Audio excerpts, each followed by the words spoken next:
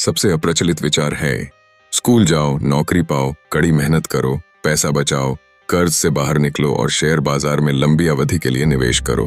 देखो, जब वे खरबों डॉलर छाप रहे हैं तो आप पैसा क्यों बचाएंगे? 1% और 99% के बीच का अंतर बहुत बड़ा है। आप देखिए, यह सिर्फ पैसे का मामला नहीं है। आपको एक कदम पीछे हटकर बड़ी तस्वीर को देखना होगा। आप तो क्या करते हो? हम में से हर एक के अंदर एक गरीब व्यक्ति है। मेरे अंदर भी एक गरीब व्यक्ति है, एक मध्यम वर्गीय व्यक्ति भी है। और मध्यम वर्गीय व्यक्ति सुरक्षा चाहता है, वह नियमित वेतन चाहता है। और एक अमीर व्यक्ति है, और वे सभी हमारे अंदर हैं सिवाय इसके। यह सिखाया नहीं गया है। आपको सिखाया जाता है कि स्कूल जाओ, नौकरी करो और वेतन पाओ। अमीर कैसे बने, यह नहीं सिखाया गया। अगर आपने रिच डैड पुअर डैड पढ़ी है तो मेरे अमीर पिता ने मुझे पैसे देने से मना कर दिया। उन्होंने कहा कि तनख्वाह आपके जीवन में सबसे ज्यादा नुकसानदेह चीजों में से एक है। उनका कहना है कि जिस क्षण आप वेतन लेते हैं आप कर्मचारी बन जाते हैं, और यही मानसिकता होती है। इसलिए मेरे अमीर पिता ने मुझे कभी पैसे नहीं दिए। इससे मेरे गरीब पिता, जो सरकारी कर्मचारी थे, पागल हो गए। तुम्हें लोगों को पैसे देने होंगे, तुम्हें लोगों को पैसे देने होंगे। और अमीर पिता यह नहीं कह रहे थे कि वेतन बुरा था, वे कह रहे थे कि वे पैसे के गुलाम नहीं बनना चाहते थे। तो एक उद्यमी के रूप में आप जानते हैं, अगर अमीर डैडी ने कंपनी छोड़ दी तो मैं दूसरी कंपनी में हाथ आजमाऊंगा। मुझे तनख्वाह की जरूरत नहीं है, मुझे अपनी देखभाल के लिए किसी की जरूरत नहीं है। यदि मेरी सरकार मुझे पसंद नहीं करती तो मैं दूसरे देश चला जाता हूँ, क्योंकि वहां उन्हें उद्यमियों की जरूरत होती है। इसलिए उद्यमी का मतलब व्यवसाय से नहीं है, बल्कि उद्यमी का मतलब है मानसिकता, कौशल और विभिन्न नियम। आप देखिए, मैं नहीं मानता कि छोटे व्यवसाय बड़े व्यवसाय के समान नियमों के अनुसार संचालित होते हैं। उद्यमी पहले एक मानसिकता, एक कौशल सेट और नियम है, और इस बात पर निर्भर करते हुए कि आप कर्मचारी हैं या छोटा व्यवसाय, नियम अलग अलग हैं, मानसिकताएं अलग हैं, कौशल सेट अलग अलग हैं। यदि आप किसी ऐसे व्यक्ति से एक बात कह सकें जो कभी उद्यमी नहीं रहा और वह उद्यमी बनने के बारे में सोच रहा है, तो आप उसे क्या बता सकते हैं? खैर, मैं उन्हें वही बात बताऊंगा जो मेरे साथ घटित हुई। तुम्हें पता है, मेरा आखिरी वेतन, मुझे अभी भी अच्छी तरह याद है कि यह मेरे सबसे खराब वेतन में से एक था और मेरे जीवन के सबसे अच्छे दिन। और मैं प्योर्टो रिको में था। मैं जेरोक्स के लिए काम कर रहा था और मेरे मालिक ने मुझे मेरा आखिरी दिया। यह एक पेचेक नहीं था, ये एक बोनस चेक था। मुझे लगता है कि यह लगभग 30,000 रुपये कर योग्य था। बस यही इसमें एकमात्र समस्या है। तो मुझे यह चेक मिला और मैंने कहा, होली मैकेरल। आप जानते हैं, मेरा मतलब है, मैं उत्साहित था लेकिन मैं परेशान भी था।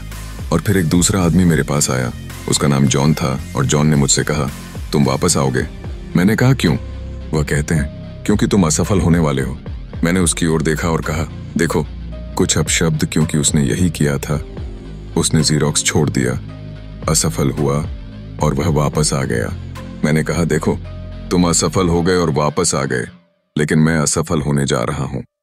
और यही रवैया है। क्या आप जानते हो मेरे कहने का क्या मतलब है? हाँ, यदि आप कहते हैं, अगर मैं असफल हो गया तो मैं माँ बाप के पास वापस चला जाऊंगा, तो आप यही करेंगे। इसलिए यदि आप असफल होते हैं तो मैं उद्यमी बन जाता हूं, क्योंकि मेरे पास पैसा नहीं था। मेरे पास सालों तक कोई पैसा नहीं था। हाँ, मेरे पास तनख्वाह नहीं थी, लेकिन मेरे अमीर पिताजी ने मुझे यही करने के लिए प्रोत्साहित किया। वह कहते हैं, जब आपके पास वेतन नहीं होता, आप भूखे हो जाते हैं, होशियार हो जाते हैं, और यह आपके चरित्र की परीक्षा होती है। तो क्या आप बदमाश बन जाएंगे? क्या आप बेईमान हो जाएंगे? क्या आप धोखा देंगे और चोरी करेंगे?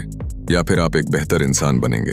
तो वास्तव में उद्यमी बनने का यही लाभ है कि जब आपके पास कुछ भी नहीं होता है, तब आपको पता चलता है कि आप कौन हैं। इसलिए आपको हमेशा बड़े चित्र को देखना होगा। बहुत से लोग सोचते हैं, अच्छा क्या होगा, मेरे साथ क्या होने वाला है? जब आप बड़े चित्र को देखेंगे तो आपको यह भी पता चलेगा कि जब कुछ बुरा घटित होगा तो कुछ अच्छा भी घटित होगा। लेकिन आपको जो भी आने वाला है उसके लिए तैयार रहना होगा। यदि आप सोचेंगे कि अगले 20 वर्ष पिछले 20 वर्षों की तरह होंगे, तो आप बुरी तरह से पराजित होंगे। आप जानते हैं, जब आप और मैं सुपरमार्केट जाते हैं और दूध का एक कार्टन खरीदते हैं, तो हम हमेशा समाप्ति तिथि की जांच करते हैं। लेकिन ज्यादातर लोग अपने दिमाग पर समाप्ति तिथि की जांच नहीं करते हैं। कर्ज से बाहर निकलने के बजाय मैं कर्ज में डूब जाता हूँ। मैंने अभी 300 मिलियन का कर्ज चुकाया है। मैं 5% से 5% ब्याज पर चला गया हूँ। मैंने बहुत भाग्य बनाया है। हर महीने अधिक पैसा आता है क्योंकि मेरे पैसे की लागत खत्म हो गई है, क्योंकि मेरे पैसे की लागत कम हो गई है। इसलिए जबकि कुछ वित्तीय विशेषज्ञ कह रहे हैं कि कर्ज से बाहर निकलो, मैं कह रहा हूँ कि कर्ज का उपयोग करना सीखो। देखिए, जब मैं जनवरी 73 में वियतनाम में सेवा करने से वापस आया और मेरे अमीर पिता ने मुझसे पहली बात ये कही, स्कूल जाओ और रियल एस्टेट में निवेश करना सीखो। यह रियल एस्टेट नहीं था, यह कर्ज और करों का उपयोग करने का तरीका था। कर्ज और कर अमीरों को और अमीर बनाते हैं।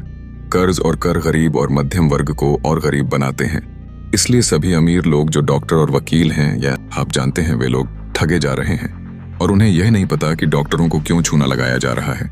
ओह हाँ, वे अधिक पैसा कमा रहे हैं, लेकिन घर ले जाने लायक आय कम है, तुम्हें पता है। वह खुश है। वह कहता है, ओह सोचो, मैंने अंततः $1 मिलियन कमा लिए। और मैंने कहा, हाँ, यह तो बस 3 सप्ताह पहले की बात है। तो मैंने पूछा, हाँ, तो आप कितना टैक्स देते हैं? वह कहते हैं, करों में $400 तो $50,000। तो उसकी कुल संपत्ति लगभग $400,000 थी। यह बुरा नहीं है, लेकिन जब मैं 10 लाख रुपए कमाता हूँ तो मैं 10 लाख रुपए रखता हूँ, और इसका कारण यह है कि मैं पैसे के लिए काम करके ये सब नहीं कमाता। देखिए, अगर आप पैसे के लिए काम करते हैं तो आप पर टैक्स लगता है। इसलिए रिच डैड पुअर डैड में पहला सबक यह है कि अमीर लोग पैसे के लिए काम नहीं करते। इसके बजाय हम उद्यमियों के रूप में व्यवसाय बनाते हैं। हम अचल संपत्ति अर्जित करते हैं। मैं शेयर बाजार में निवेश नहीं करता। इसका कारण यह है कि एक उद्यमी के रूप में मुझे अपनी आय पर अधिक नियंत्रण है और मैं कितना कर अदा करता हूँ। और क्योंकि मैं एक उद्यमी होने के साथ साथ रियल एस्टेट में निवेशक भी हूँ, मैं शून्य कर चुकाता हूँ। इसलिए जब भी मैं एक उद्यमी के रूप में, मान लीजिए, $1 मिलियन कमाता हूँ, तो मैं तुरंत उसे रियल एस्टेट में निवेश कर देता हूँ और मैं 4 से 1 कदम ऊपर हूँ। तो मैंने रियल एस्टेट में $1 मिलियन लगा दिए। मुझे बैंक से 4 मिलियन मिले। यही कारण है कि मुझे बैंक पसंद है, लेकिन बैंक बाकी सभी को धोखा दे रहे हैं। यह भयानक है, लेकिन मेरे लिए यह अच्छा है। मुझे लगा कि आपने कहा था कि जब आप छापते हैं तो यह आपके लिए अच्छा है, लेकिन जब आप छापते हैं तो यह उन लोगों के लिए बुरा है जो पैसे के लिए काम करते हैं, क्योंकि जब आप छापते हैं तो बचत करने वालों को नुकसान होता है और पैसे के लिए काम करने वालों को भी नुकसान होता है। जब वे नोट छापते हैं तो देनदार अमीर हो जाते हैं। आप देखिए, कर्ज और कर अमीरों को और अमीर बनाते हैं और ऋण और कर गरीब और मध्यम वर्ग को और गरीब बनाते हैं। जब हमारे विचार पुराने हो जाते हैं तो हमें परिणाम भी पुराने ही मिलते हैं। तो फिर ज्यादातर लोगों के लिए क्या हो रहा है? स्कूल जाने, नौकरी पाने, कड़ी मेहनत करने, पैसे बचाने, कर्ज से बाहर निकलने, अपना घर खरीदने, क्योंकि यह एक परिसंपत्ति है, और लंबी अवधि के लिए निवेश करने का विचार, यह अप्रचलित है। दुनिया बदल गई है। दुनिया 1971 में बदल गई, जब राष्ट्रपति निक्सन ने हमें स्वर्ण मानक से हटा दिया और पैसा ऋण बन गया। अगर हम स्कूल से छुटकारा पा लें तो क्या होगा? क्या यह बेहतर होगा यदि हमारे पास कोई शिक्षा प्रणाली ही ना हो? नहीं, मैं यह कह रहा हूं कि पहले शिक्षा अधिक महत्वपूर्ण थी, अब वह पुरानी हो गई है। आप जानते हैं, मूर का नियम कहता है कि सूचना हर 18 महीने में 2 गुनी हो जाती है। दूसरे शब्दों में सब कुछ अप्रचलित है। 18 महीने, तो यह एक हालिया घटना है।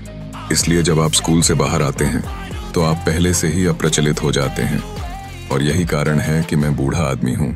आप जानते हैं, मैं अपने दोस्तों से मिलता हूं। मैं हार्वर्ड गया था। हाँ, मैं हार्वर्ड गया था। मैंने कहा, हाँ, ये 50 साल पहले की बात है।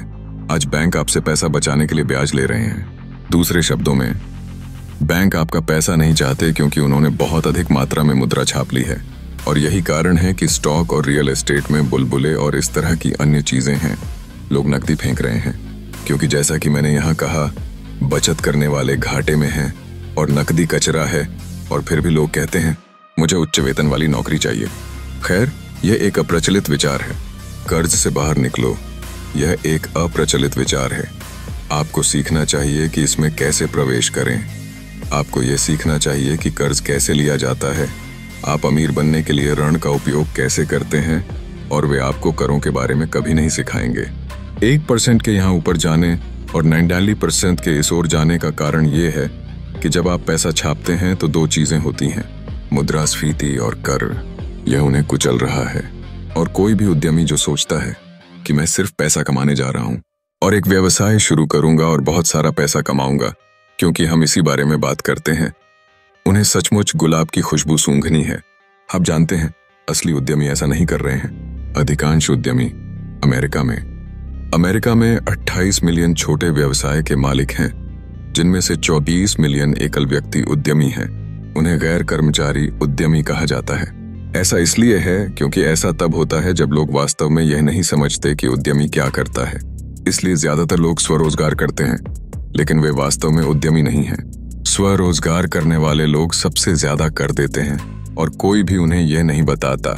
हाँ, इसे उद्यमशीलता की भावना भी कहा जाता है। लेकिन हम वास्तव में जिस बारे में बात कर रहे हैं वह यह है कि खराब अर्थव्यवस्था जैसी कोई चीज नहीं होती। हमारी आंतरिक अर्थव्यवस्था को बदलें तो मेरे लिए, मैं अच्छाई देख सकता हूँ, मैं बुराई भी देख सकता हूँ। मुझे वास्तव में इससे कोई फर्क नहीं पड़ता, क्योंकि मैं वैसे भी अमीर बनने वाला हूँ। लेकिन एक गरीब व्यक्ति जिसकी व्यक्तिगत अर्थव्यवस्था खराब है, उसे केवल खराब अर्थव्यवस्था ही देखने को मिलेगी, क्योंकि वे नहीं जानते कि किसी भी अर्थव्यवस्था में पैसा कैसे कमाया जाए। और एक मध्यम वर्गीय व्यक्ति, उनकी अर्थव्यवस्था मध्यम वर्गीय होती है। आप जानते हैं कि उन्हें एक अच्छा घर, एक नियमित वेतन, नौकरी और कार चाहिए, और इसलिए जब आप उनसे उनकी नौकरी छीन लेते हैं तो यह आपदा होती है। चूंकि उद्यमी के पास वैसे भी कोई नौकरी नहीं होती, इसलिए यह कोई बड़ी बात नहीं है। इसलिए मैं लोगों से वही कह रहा हूं जो बकी फुलर ने मुझे सिखाया है। हमेशा दो पक्ष होते हैं। आप जानते हैं कि मेरा क्या मतलब है। आपको कम से कम दो में बहुवचन का उपयोग करना चाहिए। यदि आप सोचते हैं कि स्थिर रोजगार महत्वपूर्ण है, तो आप जानते हैं, तब आप एक ऐसी अर्थव्यवस्था देखेंगे जिसमें कोई नौकरी नहीं होगी। आपकी अर्थव्यवस्था बनाम बाहरी अर्थव्यवस्था, जहां आप वीएस को नियंत्रित करते हैं, जहां आप नियंत्रण नहीं कर सकते। मैं नियंत्रण कर सकता हूं। हाँ, इसे कहते हैं, इसे आंतरिक फोकस कहा जाता है बनाम बाहरी फोकस। अतः वास्तविक उद्यमी का ध्यान आंतरिक होता है, लेकिन यदि वे नीचे गिरते हैं तो वे कहते हैं, ओह, यह अच्छा है क्योंकि मैं और ऊपर जाऊंगा।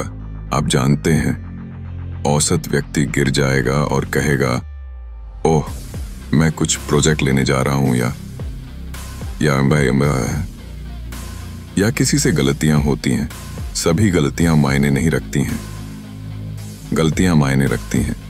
इसका मतलब है कि आप कुछ नहीं जानते थे। लेकिन एक वास्तविक उद्यमी, चाहे वे गिरें या वे जाते हैं, वे हमेशा ऊपर जा सकते हैं। वे वापस खड़े हो सकते हैं और अधिक ऊंचे जा सकते हैं। चाहे उनके साथ कुछ भी हो जाए, वे अधिक मजबूत, बेहतर, बुद्धिमान और खुश हो गए। लेकिन एक कमजोर आंतरिक मानसिकता वाले व्यक्ति को इतना डर लगता है कि जो कुछ घटित होता है वह आमतौर पर घटित हो जाता है। जैसा कि आप जानते हैं, जो लोग अपनी नौकरी खोने से डरते हैं, वे आमतौर पर अपनी नौकरी खो देते हैं। आप जानते हैं कि मेरा क्या मतलब है। हाँ, इसमें कोई संदेह नहीं है। इसलिए सब कुछ आपके माध्यम से आता है। हाँ, इसलिए उद्यमी का पहला काम यहाँ के अंदर नियंत्रण करना है, वहां बाहर नहीं। जिस क्षण आप वेतन लेते हैं, आप एक कर्मचारी होते हैं। आपको उससे अधिक मजबूत होना होगा। यह अंदरूनी नियंत्रण के बारे में है।